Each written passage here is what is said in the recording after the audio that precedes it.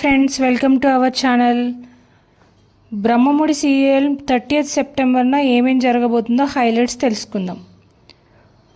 కావ్య ఆత్మాభిమానంపై రాజ్ దెబ్బ కొట్టడంతో ఇంట్లో నుంచి వెళ్ళిపోతుంది. కోడల్ని తీసుకురమ్మని అపర్ణ కొడుకుని ఎంత అడిగినా రాజా అస్సలు ఒప్పుకోడు. పుట్టింటి నుంచి అత్తింటికి వెళ్ళమని కనకం ఎంత చెప్పినా కావ్య కూడా వినదు. ఉద్యోగం వేటలో పడిన కావ్యను తమకు ఉపయోగించుకుని దుగ్గిరాల కుటుంబాన్ని నాశనం చేసేందుకు కుట్ర పన్నుతుంది అనామిక. కావ్య డిజైన్లు అమ్మే మధ్యవర్తిని రంగంలోకి దించి ఆ డిజైన్లు సామంత్ కంపెనీకి వచ్చేలా ప్లాన్ చేస్తుంది. తన భర్తకి వ్యతిరేకంగా తాను పనిచేస్తున్నానన్న విషయం తెలియని కావ్య సామంత్ కంపెనీకి డిజైన్లు ఇచ్చేందుకు ఉద్యోగంలో చేరుతుంది.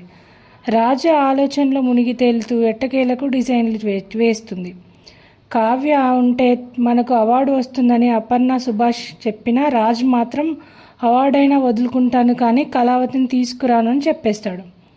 అందుకే స్వయంగా తానే డిజైన్లు చేసే పనిలో పడతాడు.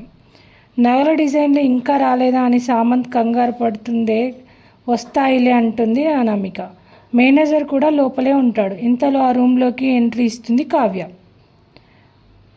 వచ్చే ఎపిసోడ్లో కావ్య వాళ్ళను చూసిందనే డౌట్ వచ్చేలా కనబడుతుంది. కానీ సీరియల్లో ఎలాంటి ట్విస్ట్ ఉంటుందో తెలియాలంటే రేపు మన ఛానల్లో పోస్ట్ చేసే వీడియో చూసేయండి.